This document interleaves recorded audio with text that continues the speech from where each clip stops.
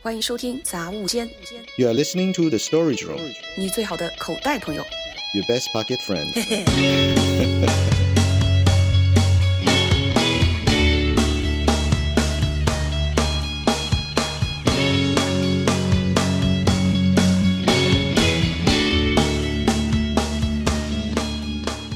Hello， 大家好，我是 Linsey， 嘿、大家好，我是 Mark，我来自于云南，直女为双。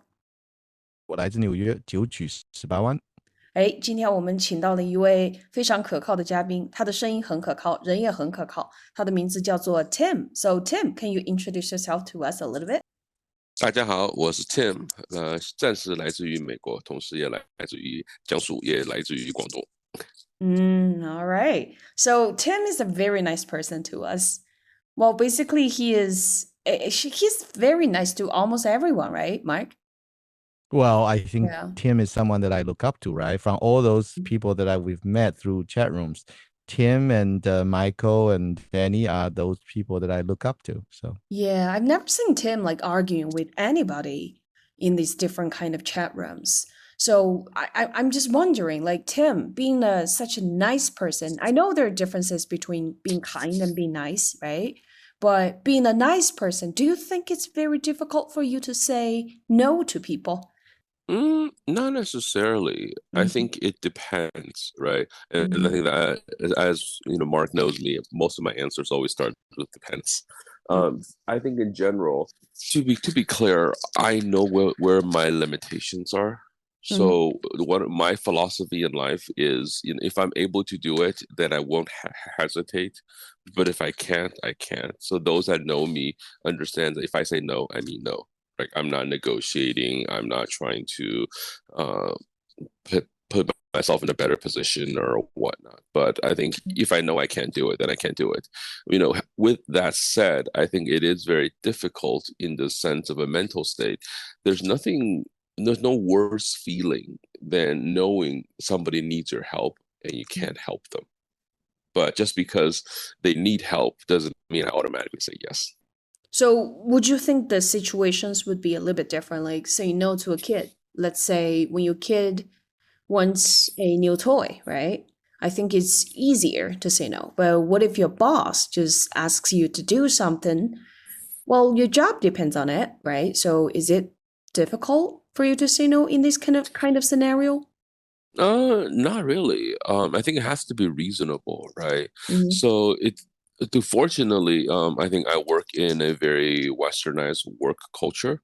For example, I had a previous boss who would give me so much work that I couldn't complete, right? That it was just way too much work. And funny enough, he recognizes that. He literally says to me, I know I give you too much work. So it's up to you to prioritize and figure out what's important and what's not. And you come back and tell me, I'm not going to do these things because it's not important. Right. So I think it really depends. For me personally, I'm at a point in a professional career where I'm expected to do more than just follow orders. I'm expected to think. Right. And so therefore, I think my boss, my management chain would value my opinion. Right. And I would be able to tell them, hey, I don't think this is reasonable. I don't think this is the right approach. And this is why. All right. And they're willing to listen. Now, it doesn't mean that they'll always listen to me. They're just willing to listen to my opinion. And still, they're going to make a decision. Right. They may tell me, yes, we understand what you're saying, but this is a strategic direction the company is taking. Right. And you're going to have to follow it, even though you don't think it's worthwhile. Right. And so I think there's a bit of sensitivity around that. Right. In terms of understanding what you think is right and what you need to do. So it's a delicate balance. But at the end of the day, if I feel like I need to say no, I will say no. Right. But like I said, it's that exchange. Just because I said no doesn't mean I don't have to do it. But I need to make sure that my voice is heard and that my boss understands how I feel about it. Do you have this kind of worry like, oh, if I ever said no, then I may lose this job or? Not at all, because I'm expected to say no. Right. Like I said, I'm at a point in my career where I'm not expected just to mindlessly follow orders. All right. right? My job is to think independently and be able to say that, hey, this, this I should do, or this I shouldn't do. No, I think there is a slight differences between the let's say the Eastern culture and the Western culture when it comes to saying yes or no, right? I think a lot of times Western culture tend to advocate for independent thinking. Whenever you have certain kind of thought process, you are encouraged to kind of tell everybody, right? Let other people know your thought process. So if you feel, even if it's not like kind of legitimate in other people's eyes, you still are encouraged to tell them.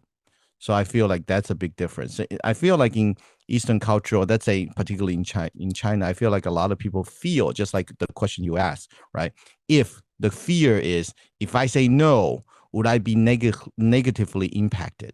Right, so that's the fear, which I think Western culture has less of those. Yeah, and I think I would also clarify that as well, right? So there's a couple of different items, that we just talked about. One is the cultural difference, and the second is there's a difference between saying, "Hey, I don't think this makes sense," and then me not actually following through and doing the work, right? I could say that, "Hey, this doesn't make sense to me. I don't think we should do this," right? But then, like I said, boss says, you're going to have to do it. And this is why. Well, upon that point, how I feel is irrelevant. I have to do my job, right? My job is to do the task, and therefore I'm going to do the task. The fact that I disagree with it should not impact my ability to execute, right? And as long as your ability to execute is not impacted, and it's simply a matter of, hey, I'm just voicing my opinion, then it's much better tolerated, right? Because it's okay. We can disagree. We can have a discussion. But at the end of the day, when I need you to do something, you have to do it, right? I think that's one of the differences. And also the other thing, I will go back and sort of reiterate, right, is that I think of roles as, execution based and strategy based, right? I have a more strategy based role. My job isn't just to execute, right? My job is to come up with strategies and figure out what to do. So oftentimes my boss has less idea of what I'm doing than I do. So I actually have to tell them what I should be doing. So then that's just the nature of my job, right? It's not a culture thing. It's just different types of roles. We have to like take out the cultural influence at the very beginning of this topic, but I do think there's one thing that we could talk about: money. Right? When it comes to money, then I do think the cultural difference would be like a little bit less probably, right? If your friends are asking you for money, let's say, can you lend me 2,000?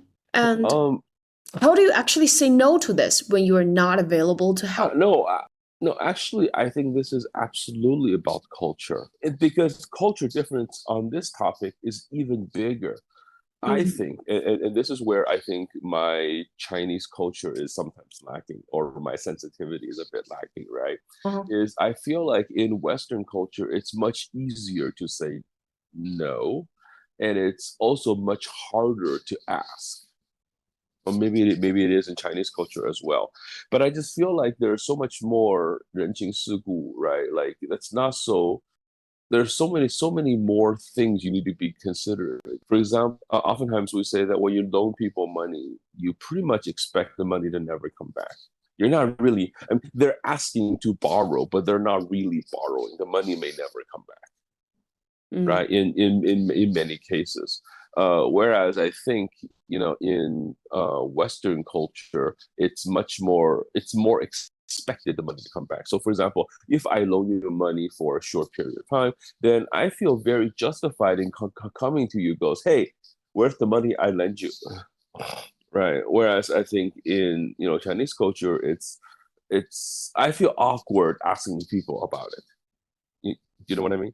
Right. Not to mention that for a very specific example, right? So if we were to go out, me and Tim, right? We both are in America. If we were to go out to a dinner, and then the dinner is $100, I happen to not have cash or any other form of payment, and Tim says, you know what? I'll pay for it, and then you just need to give me back the $50 that you owe me, right? Right. And then we move on. And then 2-3 days later, and I might have forgotten, right? And then Tim would totally be fine to say, oh, you know what? Do you have that $50? Can you send it to me now? Yeah. That will be perfectly expected, and I will perfectly accept that kind of question. Yeah, or what I have done with my friends in that exact scenario is the next time we go eat, I'll be very open and go, oh, I paid last time, so you pay this time, right? And we're very comfortable with that, right?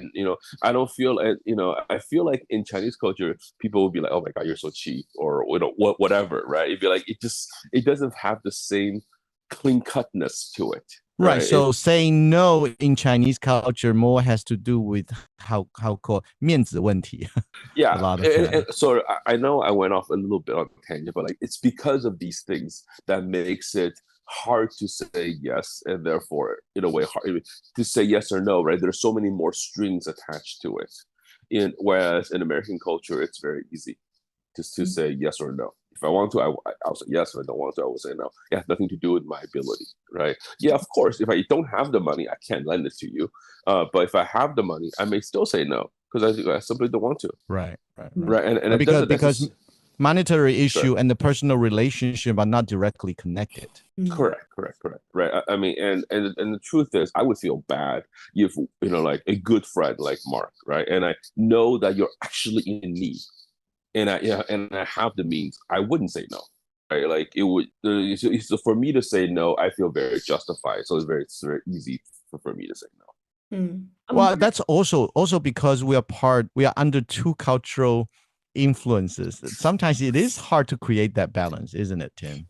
In terms of understanding, correct. We are part Chinese and we are living in this kind of different culture, and how do we balance those two? Like maybe I'm sure when you say that you have less of this kind of Chinese sensitivity when it comes to loans and things, that can you give an example in terms of how maybe your wife will handle it differently when it comes to this kind of situation? Yeah, definitely. I think there's a lot of times where I may do something or want to say something, and my wife would be like, yeah, you can't say that. You can't do that, right?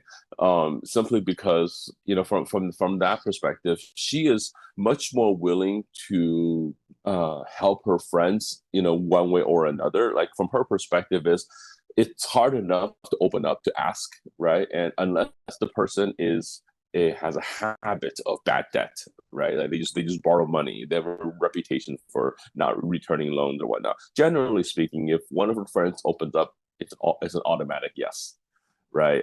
And if the money doesn't come back, the money doesn't come back. Think of it as costs of maintaining friendships, right? Of course, the amounts have to be reasonable, right? It won't be a large sum, but I don't think, from my perspective, she's not able to think about it very rationally because she doesn't. It's an emotional decision.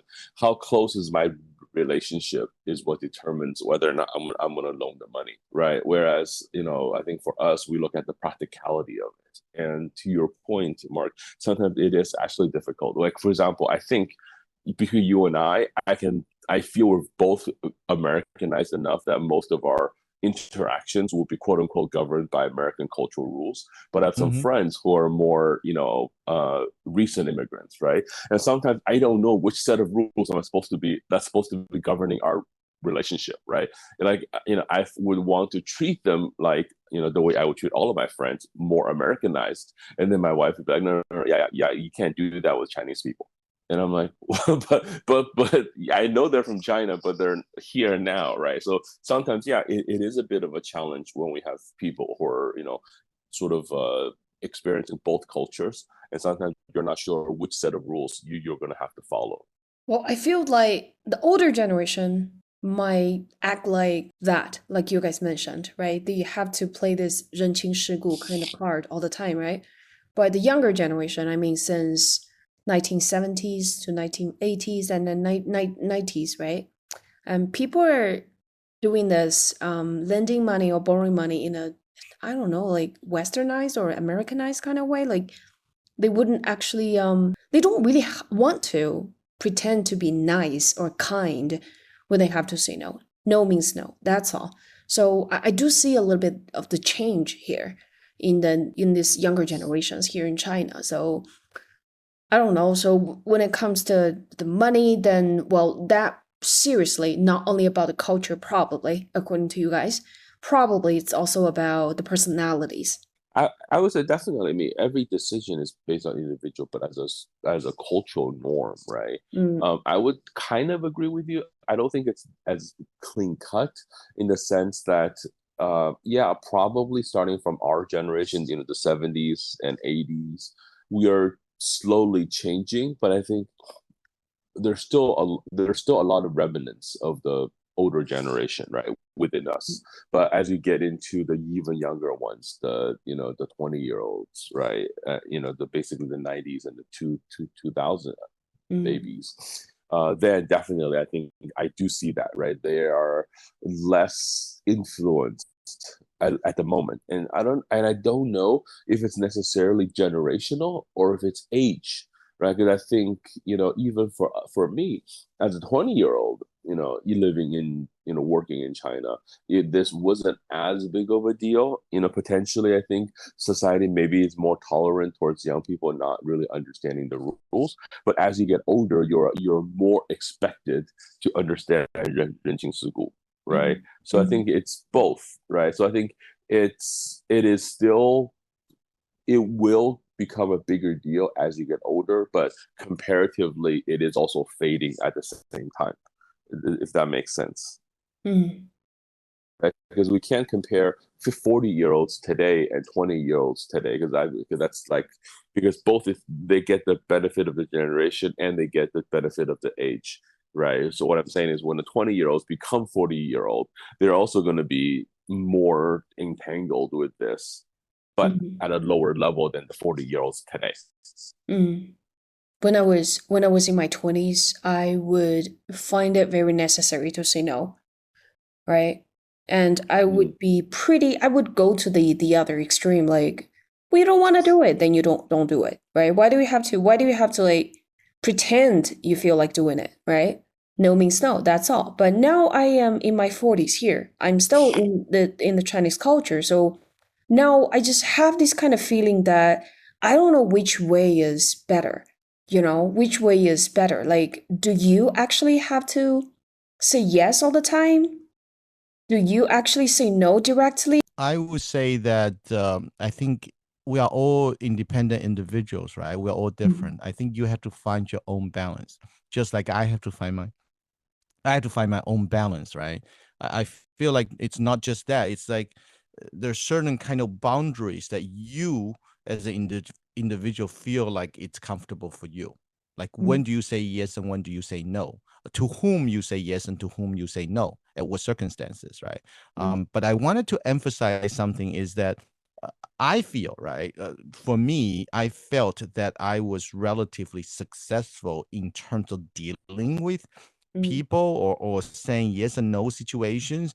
I feel like I have a distinct advantage because I understand the Chinese culture well, understanding there is certain connections about when you can provide help and what potential advantage and relationship improvement you can make there, right? And also, I understand there's certain boundaries that need to be kept, right? Like what Tim said, if you don't have the ability to help, sometimes it's better to say no because you might mess up. You might provide help with the best intentions, but creating the worst results, right? So I would say that in Chinese culture, let's say, with a lot of 人情世故, so maybe it is good or advantageous for us as individuals to be able to be different and say no more often. Where in Western culture, when everything is relatively kind of with boundary and a little bit more rigid, maybe it is better to be flexible. So we stand out, right? When most people around us, let's say when a friend is asking for help and apparently he's not just asking me for help, he might have asked other people, right? Let's say in America, where other people might have said no. And I, at the same time, have the ability. So if I say yes, I would say that creates a little bit closeness between me and the friend, right? So I think that's the advantage. So number one, I feel like creating the balance, right, as an individual. Number two is in different environment, I say that we should make that a little bit more stand out, right? Within our comfort zone. make us stand out. I think that propels us either on personal level or professional level, I guess, have some kind of better outcome. I think it's funny that we thought from two different perspectives, Yeah. but we are arriving at the same thing. So what I thought about as Linsey was talking about is a Chinese saying, or not, maybe not a Chinese saying, but something that I've heard, right? Which is, 你这样子会没有朋友的。Right. Right. And so that kind of yeah, so that kind of reminds me of like sometimes you have to say yes even though you don't want to say yes, right? Kind of a mentality. But the idea though, right, is to say that to understand the impact, right? And ultimately how do we because we don't necessarily want a bunch of fake friends, let's call it that, right? Just for having quote unquote friends for the sake of friends, right? But at the same time, we cannot function just by ourselves, right? We do need that support system. If nothing else, as we say in, whether it's both in English or in Chinese, right, is that if you know the right people, things get easier, right? So having that sort of a very cordial relationship, right? A courteous relationship with others where you're able to, you have that friendly relationship, let's call it that. You're not really, best buddies, right? But it's an area where it's more of, you scratch my back, I scratch your back kind of a situation. And so you do need to balance that a little bit. I know that sounds really, maybe for some people sounds really bad, right? But that's the real world, right? And I think that's to a certain degree what Mark was talking about, right? Is how do I benefit from helping you, right? And and this sometimes we made our decisions isn't entirely based on our willingness. It's also based on our willingness is based on how we perceive the relationship and what we get out of it, right? It's your need, right? And sometimes it's a very multifaceted, right? It's not so simple of financial gain, for example, as a measurement, right? Could be the fact that we're very close. Me seeing you suffering is a negative emotion for me as well. Therefore, I want to avoid it. Therefore, I want to help you. Even though I will not gain anything financially from it, but I may gain something emotional, or it will bring us closer together, right? Another point that Mark sort of talked about is if the person needing help asked 100 people, and 99 or 90 said yes, and I'm also going to say yes, it doesn't seem a big deal, right? It's not a experience that's going to bring us closer together. But if you ask 100 people and 99 said no, I'm the one person who helped, then that's a whole different experience. Would you have the guilt? Like, for example, if I wanna borrow some money from you and you just don't have the money, right? And you cannot help me at this point. Would you feel guilty of not helping me out? No, not at all. If I don't have the ability, why would I feel guilty? Yeah, I think all conversations we are having right now, it is under, at least for Tim and I think our premises is that we are able to help. We have the ability to make this situation better. That's the premises. Right, exactly. So for example, now I know even the ability is sometimes isn't necessarily very clear, right? So for example, quite literally, right? If Mark comes to me and says, hey, I'm having some challenges, I need to borrow $5,000, right? Yeah, I probably have that in the bank, but is it going to impact my life negatively if I loan the money? Maybe. And therefore, do I have the ability or do I not have the ability? Right? It's a borderline, right? If you ask for, $500,000, then I don't have that money, right? It doesn't matter what kind of impact it may have on my life, right? That's just besides the point, right? But if it's so, I think it really comes down to his first question is, can I possibly help? Right. If I can't, then it's easy no, right? It doesn't matter. I don't feel guilty. I don't feel any negative emotion because I simply can't help, right? It doesn't matter, right? The second level is I could help, but it's going to negatively impact my life. Am I willing to help, right? And then that has a much higher bar that it has to meet versus I can borrow $50 to Mark, makes zero impact on my life. right? And maybe he will benefit, hopefully he would benefit. Otherwise, why would I do it, right? So I think those three levels we feel differently, right? But to us, that's the first level of evaluation, right? Is can I help? Will it impact my life, right? In the situation where I can help and it doesn't impact my life, then I think this is the point of our discussion of would I feel guilty of not helping? Well, it depends on what the situation is, right? If Mark comes to me and goes, I want to buy a new, gaming console and I need some money, I don't feel guilty saying no, right? If it's, his kid's in the hospital and he needs to pay a bill, I would absolutely feel guilty, right? Because I wouldn't say no, right? So, so it depends. So, but it's all based on our valuation of the way I think about it is if I was in that situation, would I go and ask money from other people? Oh. Right. And it's if I feel like, yes, I would, because I feel it's such a strong need and I feel it's justified, then of course I'm going to help. Right. And of course, our relationship is part of that as well, right? I feel like can you help is a lot more objective, not 100%, but it's a lot more objective than will you help. Will you help is a lot more subjective, right? And that I think to each it's its own, right? Let's say if I'm coming to Tim and ask Tim for, can you loan me, $5,000, and Tim does have $5,000 in the account, let's say, but he's not willing to loan it to me, right? Because in my mind, I shouldn't be thinking, oh, you must have $5,000. You're just not willing to loan it to me. For me, it's all my subjective thought in my mind, right?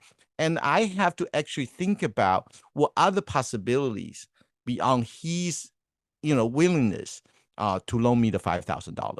So I think in America, it's also easier for me to accept the answer no, because I'm not going to kind of create a million scenarios of why he didn't want to. I would simply take the fact as that maybe he just don't have it. Right. Yeah, I agree, right? And I think also it depends. It shows, the level of relationship, right?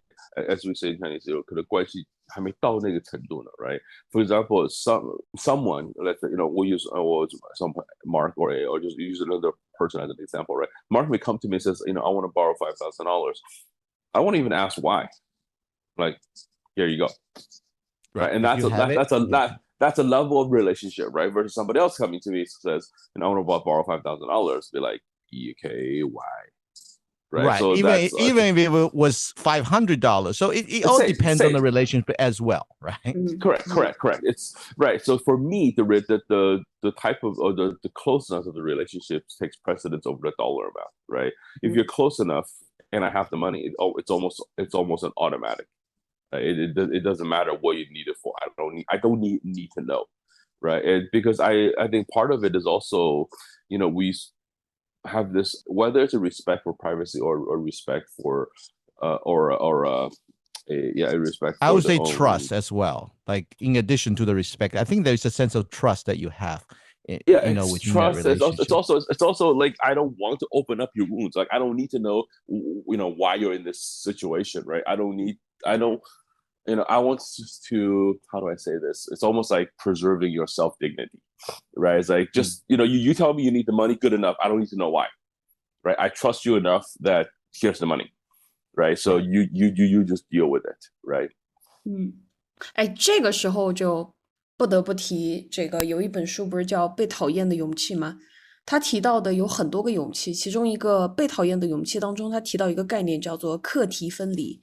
课题分离的意思就是说，我跟 Tim 去借钱，对吧？然后呢，我这个钱我借不借得到呢？这个是我自个儿的课题。然后呢，这个 Tim 他想不想把这个钱借给我，那是他的课题。可能约莫会减少一下对方的这个所谓内耗，约莫就是这样的一个程度。人际交往真的很复杂，但是呢，在会不会被讨厌这一件事情上面，我觉得，就是我们刚刚所提到的这个，就是 we have to have the trust， right？ 我们要有这个信任，但是这个信任具体被不被辜负呢？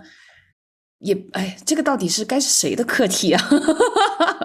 所以我觉得你刚才想表达的就是说，很多这种考虑的因素，你把它作为不同的课题把它分开，但是在实际的操作方面哈，我觉得是有挑战性的。因为我们在去想的时候，虽然我们有的时候，就比如说刚才 Tim 举的例子哈，就是我去借5000块钱，然后 Tim 可能说，第一个 I'm able，第二个 I'm willing。Right， 他就不会问其他的东西了。但是在过一段时间之后，这个钱借给我之后，他的头脑里面肯定是有这种想法的，说，会不会还？会不会？第一个可能这个不管是有没有会不会还，他需不需要更多的钱，或者就是说从两个方面讲，如果你根本就不是太 care 后面发生的什么事情，你就会想会不会还。但是如果是很 close 的 relationship。有的时候你会想说，这5000块它其实够不够？它是不是发生了一些其他更严重的事情？所以说我觉得其实我们觉得这个课题是可以分开的，这只是很书面的一个讨论。但是在实际操作中，我觉得真的是有各种不同的这种所谓的课题或者方面的考虑，它是掺杂在一起的。所以说。我还是提倡，就是说，每个人他对 say yes or no，borrow or not borrow，right， 他是自己的一个决定，就是你把这些课题都放过来，你做一个决定，我们只要尊重就好，我觉得就那么简单。所以说我这5000我借出去了，他不还我，这在我真实人生里面也发生的哈。我借出去了，他不还我，这么多年了也没还我，对吧？那么我就这么认为我就这么着认为，就是说，他觉得因为这5000块钱失去我对他的信任，他觉得这是一件值得的事情，那么我就接受这个后果，是吧？我就接受他像这样去 value friendship. I accept the way that she values the friendship, right? And then accept that. Then I will just choose not to be friend with this person. And then that's a thing that I should do, right? Right. That's something we say as well, right? It's, 5000块钱让你看清楚一个人。Right. So, clearly to that point, I'm willing to borrow the money because I felt that our relationship is of a certain type or nature or closeness, right? And clearly the fact that you're not willing to repay it back either means that you're in bigger trouble, like Mark says, right? You have no ability to, right? But hopefully there's some communication. If there is no communication, then that just tells me that the money is worth more to you than our friendship, right? So clearly we are not on the same page about our relationship, and looks like I'm the one that's wrong, right? And so it's a lesson to be learned, right? And so to that effect, right, this depends on how much money, right, you're willing to, what is the cost that you're willing to tolerate for learning this lesson about someone, right? Is 500 a reasonable price? Is 5,000? Are you willing to pay 50,000 to learn this lesson, right? So I think that's why, the closer you are to someone, the more hurt you feel from betrayal, right? So clearly, I'm willing to loan 5,000 to more people than I am willing to loan 50,000 to, small group of people. But if one of those people in that group of 50,000 doesn't return the money, then I'm hurt even more because I felt that we had an even closer relationship than the average friend, let's say. Right, I think I want to emphasize on a word that Tim just brought up. I thought that's a great word, communication. I think in any situation, communication is the key, right? Even pre yes or no, pre-decision, pre-judgment, I think you all need to communicate with each other, because at the end of the this yes or no, there's a relationship underpinning this whole yes or no decision, right? Regardless, it's a boss and employee relationship or friends relationship. I think there's the relationship underpinning it. So with that relationship in consideration, we should communicate, no? Like, before, typically, yes, if you have a very close relationship, you can say, well, I have the trust, here's $5,000, here you go, right? But if there is a communication before and say, Tim, my son's in the hospital, I really need that $5,000 now. I don't know in terms of when I can pay it back, but I'm expecting it to be in about a month. I think that regardless that's going to be fulfilled or not, but that communication, I think it's appreciated. No, It's very necessary. So we were talking about the person who's going to offer help. Then what about you were the person who's going to get help from people? How do you feel when you get turned down? How can we handle rejections? Like sometimes we just don't get things that we want, right? I think, rejection is normal in life, right? Is I think Mark, as Mark says, don't try to read too much into it as far as why, for example, if you're talking about money or help, right? Don't try to read into why someone is unwilling to help, right? Does that mean they value you less as a friend? Maybe they don't have the ability to help, right? And this therefore lies in the communication once again, right? So for example, if you come to me for help, any kind of help, and I'm not able to I'm not able to help you, do I simply tell you, no, I can't, and that's it? Or do I try to help you understand? Because I'm worried that you might misunderstand why I'm not willing to help you, right? So that's an indication of how much I value our relationship, right? So it all depends, right? If I just simply flat out tell you no, then you take it as that, right? No. Or let's reverse that. We're talking about me, right? So if somebody tells me no, and that's all with no explanations, then I understand that's the level of explanation they feel is necessary, that they don't feel justified. They don't feel the need to justify to me why they don't want to help, then or they're not able to help. Then I interpret that as I shouldn't feel the need for them to explain it, right? And therefore, that's the type of relationship we have. It's a very factual one, right? I go to my coworker, says, "Can you do this for me?" They're like, "No, I'm busy," or just flat out, "No, I can't," or "I don't want to," right? Whatever situation is, they're not going to try to explain to me why and make me feel that to understand, right? So it's an indication of how they feel about our relationship, and therefore I should feel the same way, right? Otherwise, there's a mismatch. I think we're very close, but they clearly don't think so, right? So from that perspective, just understand nobody on this planet has a sort of a obligation to help you. Yeah. Right. So therefore, it shouldn't be that hard to accept the fact that people are not willing to help you. Right. It's in fact, the default is nobody's willing to help you. Right. Other than potentially your parents. Right. Which is kind of funny. Right. That's like one of my wife's gripes a little bit. Right. Is that for a while, like my parents were not willing to help me, even though they could easily, but they weren't willing to, because we have had some rocky relationships, and my wife will feel that's weird, so she didn't feel very happy about that at the time, right? I think other than parents, really, there's even parents, right, to a certain degree, they're not obligated to help you, even though more than anyone else we would expect them to help. But beyond the parents, there's no one who's by default is going to help you. You have to, to a certain degree, earn that right for them to want to help you. It might be a little bit difficult for some Chinese people to understand that. Like we have a comparatively closer kind of family relationships, right? So when a young couple is having a baby, so they would often need help from the parents, from their parents, from the grandparents, right? So most of the time, if the grandparents are not really helping out, then the younger generation might complain a little bit like, okay, isn't that your job to take care of the grandchildren, right? People would actually naturally think like that. So this kind of mindset is like, I would always call this kind of mindset as a gigantic baby mindset. We have a word for it called entitlement. If you feel entitled, then you feel like other people are obligated to do something for you. Yes and no. Overall, I agree with the idea, but I think, and this is where I'm trying to understand the China culture a bit better as well. I think in China it is a bit different, because there is a legal obligation for the children to take care of the grandparents, right? And so therefore there is a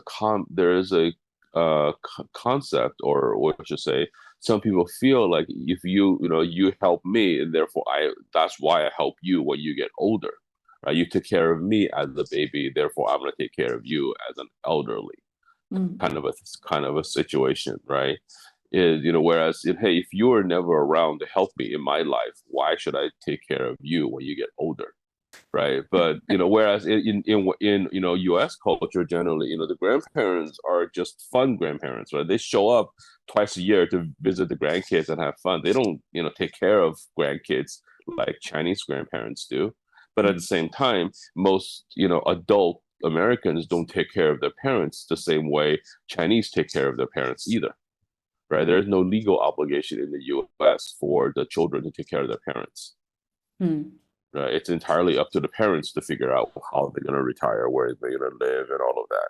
I would kind of differ just a little bit in terms of, I agree with Tim in terms of, okay, in Chinese culture or in China, let's say, where children offer help to parents in certain ways in terms of when they get older, and then I kind of obligated or legally, right? Legally that I'm obligated to take care of them when they get older. And then it's expected, it's not legally, but it's expected that, say, for grandchildren, as the son and the daughter are going to work to develop their professional life, they will help taking care of the grandchildren. It's kind of expected, not legally, but it's expected. But I feel like we shouldn't connect those two together, right? Especially those two. We're not talking about anything else. I feel like grandparents can help in other ways, right? Some grandparents just don't like that thing. They don't like, or they really shouldn't be taking care of the grandchildren, I think, right? I feel like they should be able to give them the option of help in other ways. Simply saying, maybe when they are getting married, right, they have often help putting down payments on a house, right, on an apartment. So are we making that comparison to say, it's enough, or it's just not enough? Providing a down payment or even paying for a apartment is not enough. You still need to take care of my children when they were born. I feel like that connection is a little bit. I don't think much. it necessarily have to take care of the kids, but it's help in terms of, for example, it could be depending on age, right? It could be, cooking, right? I know a lot of young families who don't cook, right? They just eat at grandparents and then they go home, right? They don't bother, right? So it doesn't have to be taking care of the kids, but I think in Chinese culture, especially in China, it's the action that carries more 人情味, right, than the money, right? So for example, to your point, hey, parents helped by giving you a down payment for a house. So which means I can reciprocate by sending them to a senior home and paying for it, right? Right, you're giving me money, I'm giving you money, right? That's the exchange, right? 没有人情味的, right? You're not really helping me, I'm not really helping you. I'm just facilitating a monetary exchange. So that's why I say it's different in the US, because there isn't that expectation, and so therefore it's more about money. That's actually right. It's rare to see parents give down payments to kids. It's not as common, but when they do, it's a great gesture and they do appreciate it. But the way they reciprocate that is in a financial terms, right? If when possible, right? But I think you're right. It doesn't have to be a expectation, but it all comes down to how we interact and how we think about making it right. So for example, I've seen grandparents opening up their homes to their kids and grandkids, which is not as common, right, in the West, in Western culture. I would say that's much more common in Chinese culture. But then, so how does the kids, the adults, right, the adult kids reciprocate, right? Because clearly the reason they have to move in with the grandparents is they have no money, or they don't have enough money, right? So paying them obviously is out of the question. But what they do is hey, now that I'm here, I'm going to do all the housework, right? I'll take care of you in exchange for free rent, essentially, right?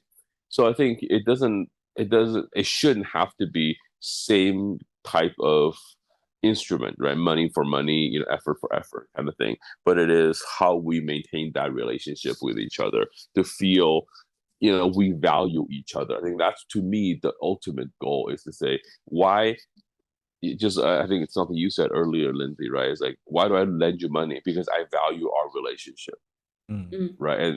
And when you don't return the money, you're telling me you don't value the relationship, right? So how do I value my relationship to, Mark, right? If there's a moment, if I need money, he'll loan it to me. I may not be able to return the money, but maybe I can do other things to show that I value the relationship just as much, right? And, sort of, is that a fair exchange is entirely up to us. As an individual, I never expected anybody could help me, because earlier we just did an episode about life, right, Mark? The Shirley's episode. Like I do have this kind of feeling like I'm not capable of helping people, and I'm not really expecting people helping me. But the thing is, we do have this kind of theory in our culture. I don't know whether you guys have a similar culture in your country. It says helping each other is more of the way that we maintain the relationship in our society. Like in our culture, it's like the whole meaning of having a friend is to get somebody to help you. I don't know whether I just went to another extreme right now, but yeah, this kind of saying just kept me thinking in this way, like, wait, that's the whole point, that you're having a friend, taking advantage of a human being. Is that all? It's no. I think I actually agree with what you're saying, just not your interpretation, right? One thing I've said many times, right? It's like we bond over shared experiences, right? If we meet casually, we become acquaintances. How do we become closer, right? And despite the fact that we've been chatting for many years, that is a shared experience. We can only get so close with that, right? But as ironic as that may sound, but if we actually have a monetary exchange, a positive one, right, that actually brings us much closer, right? And the reason for that is it's not about taking advantage. It's the fact that in order for me to borrow money from Mark, I have to open up about a need. I'm showing him a vulnerability in me. Oh. Right? And he's not laughing at me. He's helping me heal. He's helping me try to address that vulnerability, right? He made my life better, or I should say, my life is better because of him, right? Without the money from Mark, my life could be very, very different. Right? Like I will forever remember my buddy that I've had to borrow money from, that one Chinese New Year when I literally had no money. And he literally gave me his phone, goes, that's how much money I have. You withdraw, you transfer however much you need. Wow. Right? I mean, that's trust, to, nth level, right? And, we will forever be close because of that. No, so I definitely agree with the mentality, right? That, borrowing, helping each other does bring us closer, right? Because for me to ask for help shows a vulnerability in me. And having received help means my life is now better because of it, right? So naturally, it should bring us closer together. When Linsey had mentioned that saying that about 互帮互助是友谊的润滑剂哈 and you had mentioned about is it the whole purpose of making friends is to take advantage of them? I feel like that, again, I agree with Tim 100%. I agree with the statement, but I don't agree with the interpretation because I think at least what I emphasize or focus on is that when I'm making friends, when I'm in devoting a need, right, divulging a need, then his willingness to help, he's going out of his way to make my life better. That is what brought us together, right? Closer together. I feel like that's what we emphasize. It's not like I'm making a friend with you. You have to help me. No, that's where the no comes in, right? I'm asking for help. You could say yes or no, but you said yes. You're willing to help. That willingness is the 润滑剂, is what brought us together. Oh, okay. So that's what I'm focusing on. I'm focusing that you said yes. I'm gonna kind of minimize when people say no, right? Okay, I'm going to bring up two more words, right? How do you interpret those two words? One is 人脉，另外一个就是那个我们叫混圈子，英文是不是叫 social ladders, right? Like 人脉和 social ladders, like those two are closer to making friends. But you could actually feel the strong purpose of making friends. Like you just want somebody to help you probably in the future or something like, but it's a different topic, I guess, right? But how do you guys interpret those two? No. I think those are actually very, very related, very similar, right? And first one is 人脉, right? I think of it as network, right? You know, and the other one you said 混圈子. Funny enough, you see, I would consider that social circles, right? Not necessarily social ladder, right? But basically, I would think of it as but it's a different kind of relationship, right? Whereas, Mark and I met under, 没有任何利益冲突或者任何利益交叉的一个环境下, right? We're just purely friends, right? But like, for example, one of my friend is a real estate agent, right? And when she was starting out, she would host all kinds of parties, right? At her house and inviting friends over and whatnot. But we all knew why she was doing it. Right? She was building her mind, right? So that all these people that she was being friendly to are prospective clients, right? Because she is a 她是中介嘛, right? She sells houses and she does mortgages, right? So she needs to build it out, right? So in that case, to me, it's almost like how do I say in Chinese? 就是互用嘛, right? Like we use each other, right? But we both understand the type of relationship we have. Right? I don't think of her as my best friend, right? I'm not going to share with her my emotional problems or, things like that. But I know how she can help me and she knows how I can help her. I can help her by being one of her customers, right? She can help me because she's going to be able to get me a better rate or find me the right house. The moment she's not able to do that, that relationship breaks, right? So for example, like we used her for a number of times for, refinancing because she always got us the best rates, right? And eventually it got to the point where I think she got complacent, right? She's like, oh, this is my client, I can do whatever I want. And then when we realized that we were no longer getting very competitive rates from her, we switched, right? I don't feel hurt. I don't feel like I hurt her in any way. I don't feel like we broke a relationship, right? Because we weren't really friends, right? It's an acquaintance relationship built on just that, right? We use the word friend very loosely, right? In those situations, I think the relationship was designed in a way that we knew how we would benefit from each other, right? And that's sort of what I meant earlier by like these courteous relationships, right? Yeah, we're friendly to each other, but the relationship doesn't go very deep beyond its intended purpose, which is, we want to be able to help each other. In these cases, you're not going to see sacrifices. I'm not going to, negatively impact my life to help you, right? That's not going to happen. She's not going to, do the work for me and not charge any money, right? Because that would benefit me tremendously, right? She would save me thousands of dollars, but in the process, she would lose thousands of dollars. She wouldn't do that. I would not expect her to. So I think it's fine, right? Whether it's, 人脉, which is more of an individual level versus, social circle, right? I get acquainted to, just like you think about this, 家长群, right? What is that for? Right? Like, the school year just started. I've been added to like 5 different, 家长群 the group. Like it's because we're not going to be talking to each other emotionally about the support system. I mean, some of the parents are close to each other, right? They're really friends. Most of the parents are just acquaintances. So we do play dates, right? Like, my daughter wants to go to this thing, and her other friends are, not able. So I said, hey, do you want to invite any of your classmates? And she said, yeah, like, I want to invite so-and-so, right? So I ping, this other dad, and hey, we had our first play date, even though the kids have been going to school together for the last 3 years, right? And so in that sense, do we expect each other to help? Not necessarily, but, small things maybe, right? Like, for example, there was a discussion over homework yesterday.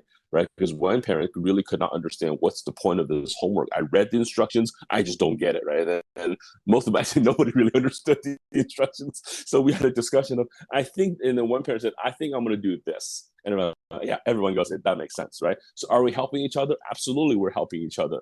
But the extent of the help is very limited to our common understanding of the relationship, which is only about school-related interactions. So it's case by case. Yeah. So, whether, what you are willing to put into a particular social circle depends on your understanding of the rules of that social circle. Right. So I think that's, there's nothing wrong with that. That's just the way the world works. Right. But I think that the key thing that I think that makes people angry is deception. And what deception comes is when what I expect and what the reality is different. When there's a difference, that's when I feel deceived, right? I felt like this should be a certain way, but it wasn't. Right, whereas I trusted it more than I should have, for example. 对，我觉得他其实自己本身，Linsey 提出这两个概念的时候，他本身就是一个定义了。他说一个是圈子，是吧？一个是人脉，所以说圈子它是有更多人的，它是很多人的这个存在性，对吧？那一个人脉，它其实确实就像那个 Tim 说的是 individualize，right？ 就是更多的是一个跟一个之间的这种更深度的、花更多时间的一种 cultivation， 我觉得所以说有的时候我觉得 social circle 可能会更 loose 一点，就是更多的只是利益上的一些交换，而人脉有的时候至少在美国吧，我觉得很多人脉它真的是靠很多这种 personal relationship 建起来的。我举个例子吧，比如说我不是有一个餐厅嘛，然后那些judge 对吧？因为我离那个courthouse 很近，然后很多 judge 会来我们这边吃午饭，对吧？然后慢慢的有一些 judge 我就会变得很熟，对吧？然后呢，其中有一个 judge， 那我们就 form a very good friendship, right? And then we found out that we have commonalities with each other because they actually adopted the child. They are a gay couple, they adopted the child, and then, we had the surrogacy of our own. So we started having that commonality. Now, have I expected that, something might happen in the future that he might help me or I might help him? I kind of did, but I don't know when and how. But I still maintain that friendship, right? It went from just kind of, a customer relationship to a friendship. And then eventually, just like I'm going through the step-parent adoption right now, right? And I simply reached out because I thought his recommendation letter would make a tremendous help, right, to my case. So I reached out to him and I said, would you be willing to write me a recommendation letter for step-parent adoption, right? And his answer was yes. Now, if you were to answer no because of his position, I fully understand it because it might intrude on. There are certain things I might not understand, the intricacy of the court system, right? So if he were to say no, I would have fully accepted. Would I be disappointed? Yes. In my mind, very subjectively, I think that his recommendation letters could help a lot, right? But in this case, it really worked out, right? I never asked him for any help before, but this time I felt it would help. I reached out and he said yes. And then he delivered the recommendation letter a week later with the letterhead, letterhead. And I sent it to my lawyer. My lawyer's like, how did you get that? And I said, that's my friend, right? So my lawyer, she said that's going to help tremendously, right? Now, I don't expect a lot of hurdles along my process, but I think his recommendation letter helps, but it's not like a make my case, I don't know, change the outcome of my case. But that willingness to help, that relationship that we developed, I feel like, wow, it was all worth it, number one. Number two, now this process, this yes, did bring us closer together. So I feel like that's a 人脉，这个就是人脉，而不是圈子。因为圈子是一种非常那种宽松的这种环境，而人脉是就是我觉得那个说的特别好嘛，他就是他说 deception 是最差。其实我反过来说，我还是很欣赏这个说，不管是圈子也好啊，人脉也好啊，我觉得真诚真的是必杀技。If you can communicate exactly who you are, what you can do, I think it's hard to have a different expectation from other people. You know what came across my mind when you were telling us the story? Like I was thinking, 哦哟，这得上门送个礼啊，这得。哦，这个我第一个我送礼的这个事情，我第一个我绝对不会送礼但是呢，就是说我下一次，比如说，因为我们已经也去过他孩子的这个什么生日啊这样子，但是下一次的时候，那我就会想一下，就对这个小孩子的这个礼物跟关心，肯定会特别考虑一下嘛，对吧？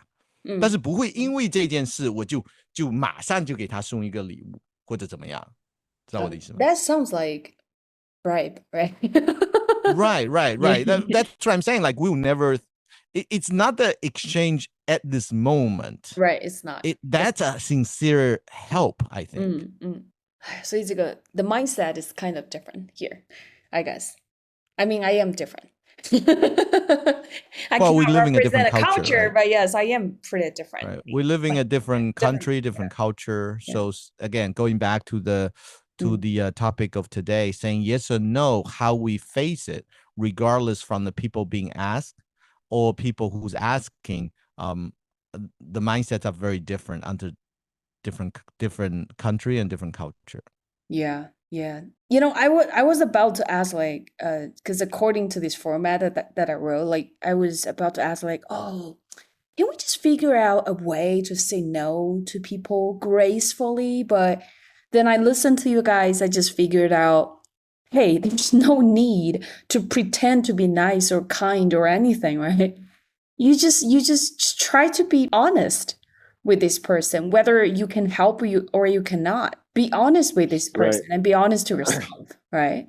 And I think the other way to think about it, right, is if I'm honest with you, right, and honestly I can't help, and I've made it clear to you, and yet you still don't trust me, or your feelings are hurt, or whatever, all these potential negative things that you Linsey are worried about. And what does that tell me about your level of trust in me? Right? Like if I go to Mark and Mark says I really can't help. I love to, but I can't. Then I understand he can't help. There should be no negative feeling on my part. If I go home and go, that Mark guy, like, not trustworthy, right? Like I just asked such a small favor and he's not even willing to help. Right? That reflects on how I feel about our relationship, right? Why should Mark be worried about how I think of him? Right. It's your business. It's not Mark's business. Right. Yeah. Right. So for you, for you, the one who is being asked to help, if you're able, great. If you're not, don't worry about what other people think of your choices. As we say, right? 懂得自然懂，不懂得你也you can't explain it to them anyways, right? So well, I have to say, like, the social life is like so complicated sometimes, especially the environment that I'm living in. We do have this influence from our culture. And the best way to make yourself feel better is to just listen to what you guys just said. Yeah, it's your business to think ill of me, and it's not my business to assume what you will think about me. That's all, right? Even if I cannot offer help, even if I said no. Right, I don't have an obligation to make you happy. Right. And no means no. Well, from the people who's on the receiving end, right? People who's asking, I think the best we can do is to expect less and do more, right? Just expect less. Don't think other people have to do certain things for you. And I think the best of other people. Like if I was simply asked $50 from Tim, let's say not $5,000, but $50 from Tim, and I fully think that most people will say yes, but Tim said no.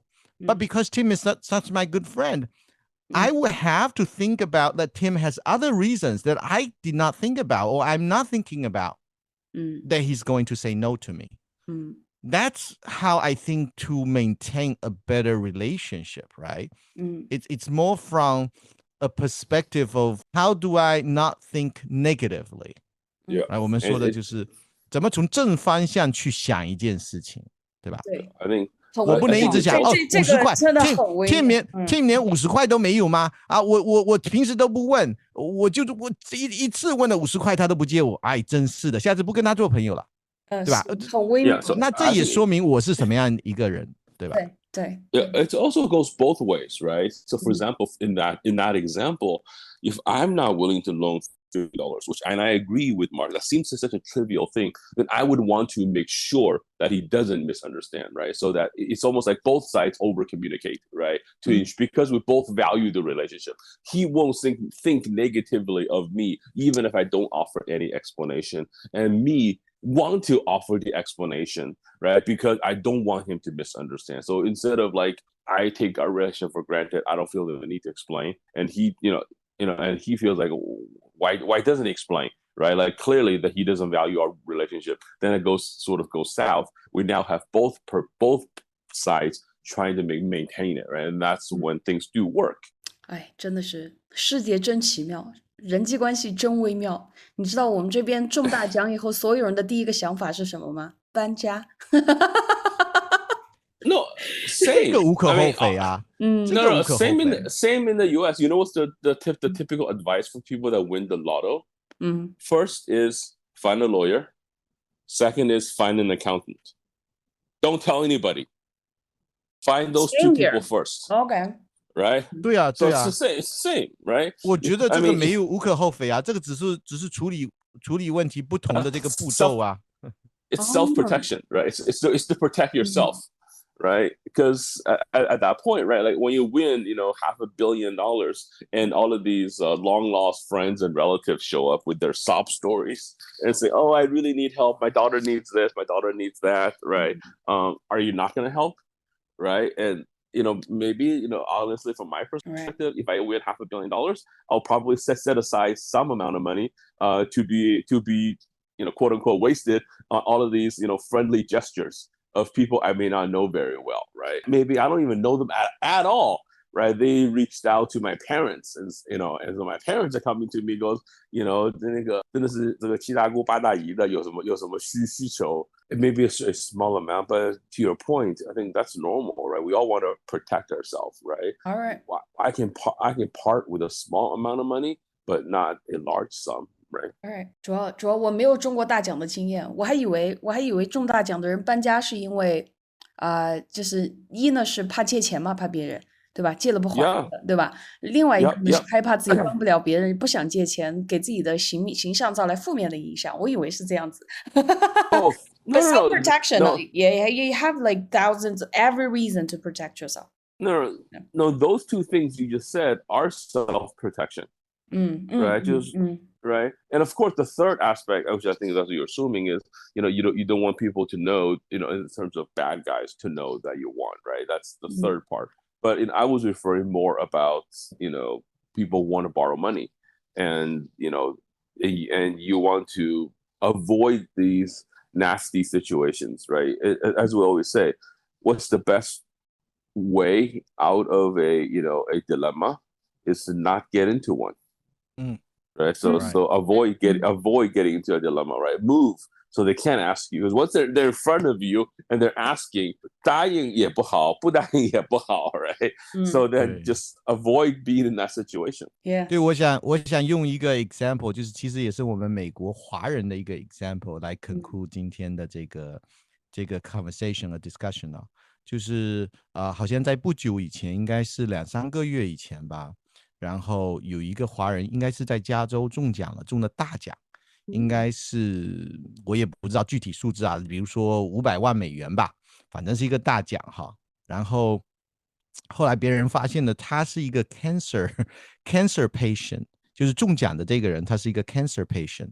然后很有意思的就是说呢，他当时中奖的时候呢，他真的是身无分文。因为他可能我也不知道他具体什么情况，反正他当时是需要很多人的这种帮助，金钱上的帮助。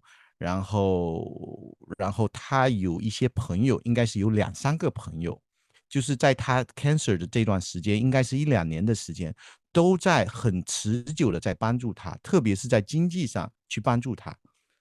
当然那天中奖之后，他的第一个想法就是第一个，他把这个钱还给了，就是他自己心里的这个数哈，把这个钱都还给了他的朋友。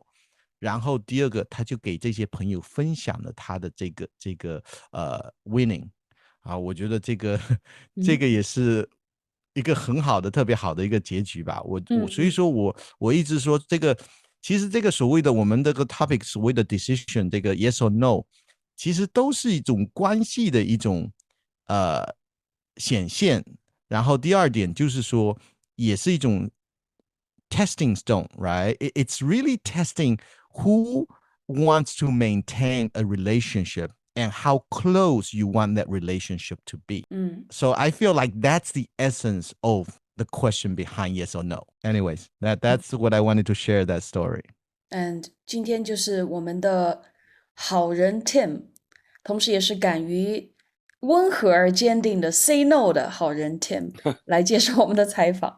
Hope you guys stay tuned and thank you very much for listening to us. And thank you, Tim. Bye bye. Bye. See you, everybody.